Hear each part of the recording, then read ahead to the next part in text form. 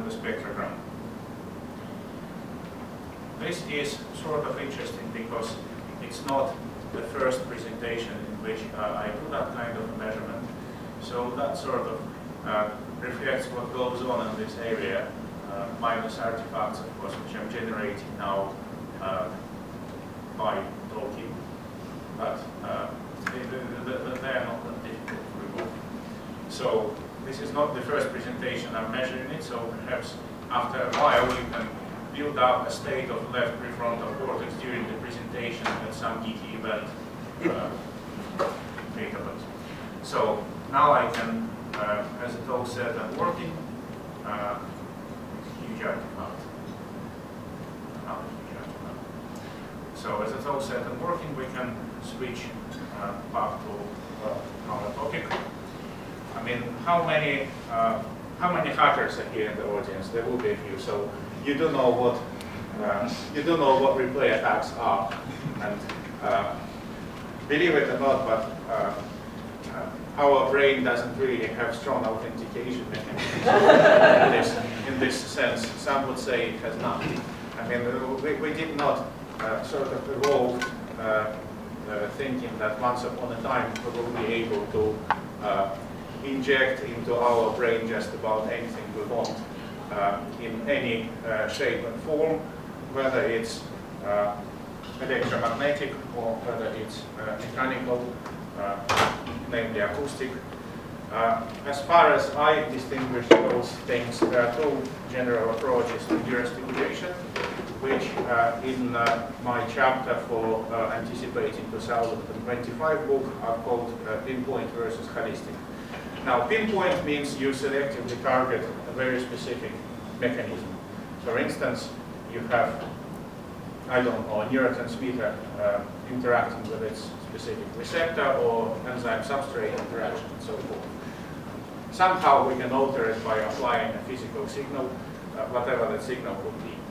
So this is a very separate and very, very interesting and controversial topic, which unfortunately I'm not going to talk about today, since we're going to talk about what they call the holistic approach, which is using overall large-scale phenomena vector relations to create complex signals. Now, complex signals used for different stimulation protocols are already out there, and please raise hands who knows who Persinger is. Right. Okay. Not you guys. Well, he's quite a controversial and interesting researcher, and if you've heard of, you know, the God helmet, and he effectively created neurofilaments and so forth. Now, he actually claims that, especially with big stimulation protocols, you will never get anywhere unless you use an exceedingly complex signal, and all these protocols are quite complex. So he pays quite a lot of attention to gamma activity in around 40 Hertz, and then he modulates it with theta, and then he bucks it, and then he makes it spin in circles around your head. So that's quite that's quite an issue. I hold an opposite view, and I think that you can target a very, very selective mechanism with a relatively simple signal and get the desired effect. So targets for pinpoint stimulation could even be subatomic, for instance, nuclear and electron spins and target molecules or ions, etc. Targets for holistic stimulation and contrast would involve billions of neurons firing simultaneously, and that's what we see on the EEG, because even at the smallest EEG electrode, the signal you measure is a result of many, many millions of neurons firing in concert. Otherwise, there would be nothing there, even in millivolt range.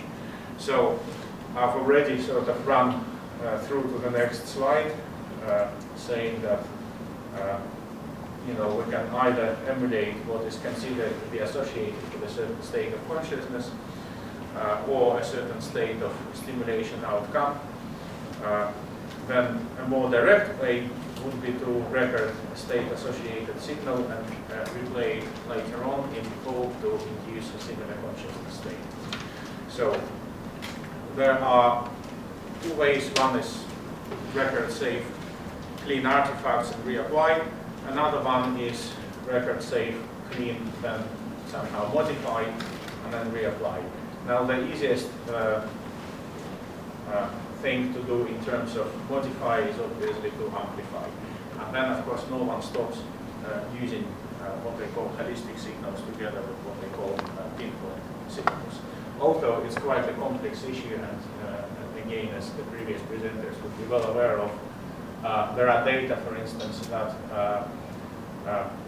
TDCS, a few papers that showing that TDCS and TMS can actually produce opposite results when combined and so forth. So one has to investigate a specific protocol, a specific stimulation area, and how it interacts with another protocol and so forth. But obviously, just like with drugs, and of course providing we do know the mechanism, we can have synergy, we can have potentiation, and also we can have potentiation and synergy with drugs. So there's the whole world of possibilities there. Since I was giving this talk at the Futurist conference, I couldn't sort of stop. I mean, who hasn't seen the bloody film? Everyone has seen it, yeah. So obviously when we're talking about recording states, then it spins into mind. Another film that spins into mind is the Inception, with dream-related records and so forth. And I have a slide from the Inception as well here. So just to outline more general and I would even say philosophical problems here is that, okay, the brain produces quite a lot of electromagnetic activity, not just in the spectrum typically measured on EEG, but through the whole spectrum, even including, for instance, light emission in the brain. So, is it good for anything? I mean, we have lifts here in the building which, you know, are there to lift you from floor to floor, and they produce quite a lot of noise which can even interfere with Wi-Fi networks and so forth in quite large swathes of electromagnetic spectrum. So could it be that the brain waves are just like that? Could it be it's an epiphenomenon which is physiologically useless and meaningful only maybe to investigate something associated with it to diagnose certain states in clinical practice, but generally has no physiological role, so it's noisy. I mean, after all, to have even a more brave approach, some people think that consciousness is an epiphenomenon and it's not of much use after all, and that obviously came after Benjamin Libet's experiments showing that, you know, we tend to react to things much earlier that we can actually recognize and take a decision. So maybe consciousness is there just as an artifact, really.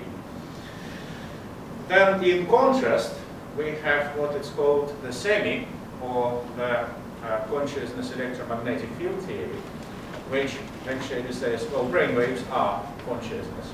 To be more precise, this is formulated by people who are deeply into it, like Ian McFadden or like Susan Pocket, who wrote a nice book about it back in 2001.